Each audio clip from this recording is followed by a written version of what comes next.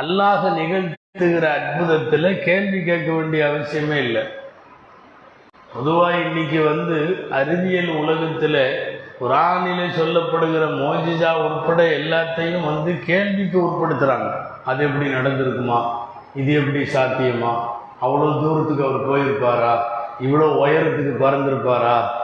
இல்லை, நடத்துறது அல்லான்னு சொல்லிட்டா அதுக்கப்புறம் இந்த கேள்விகளே வரக்கூடாது.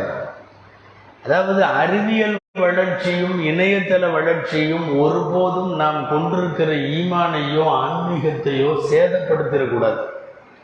இன்னைக்கு நிறைய அப்படி கேட்குறாங்க. இப்படி கேட்குறவங்க எங்கன்னா போய் இது அப்படியே எங்கே போய் நிற்கும் தெரியுமா? இதெல்லாம் சாத்தியமா, அதெல்லாம் சாத்தியமான்ட்டே போனால் கடைசியில் எங்கே போய் நிற்பான் தெரியுமா?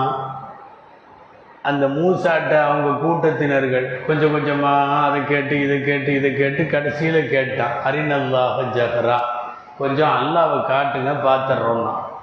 இப்போ என்னன்னா, அவநம்பிக்கையோடு அல்லாஹுவனுடைய முஅஜிசாக்களை அணுகினவன் இதுக்கு மூசா அலைஹிஸ்ஸலாம் அந்த கவுமுக்கு காட்டின மாதிரி அற்புதங்களும் உலகத்தில் வேற எந்த நபியும் எந்த கூட்டத்துக்கும் காட்டலை.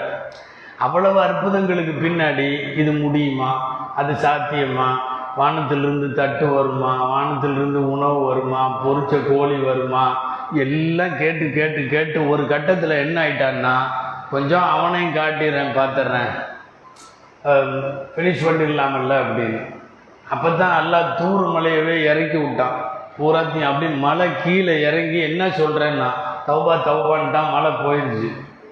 இல்லை, எல்லாத்தையும் சந்தேக கண் கொண்டு என்னுடைய அறிவுக்கு உட்பட்டு நான் விசாரணைக்கு உட்படுத்துவேன்னு ஆரம்பித்தா அது போய் கடைசியில் அல்லாஹ்வை நான் பார்த்தா தான் நம்புவேன் அப்படிங்கிற இடத்துல தான் போய் நிற்கும்.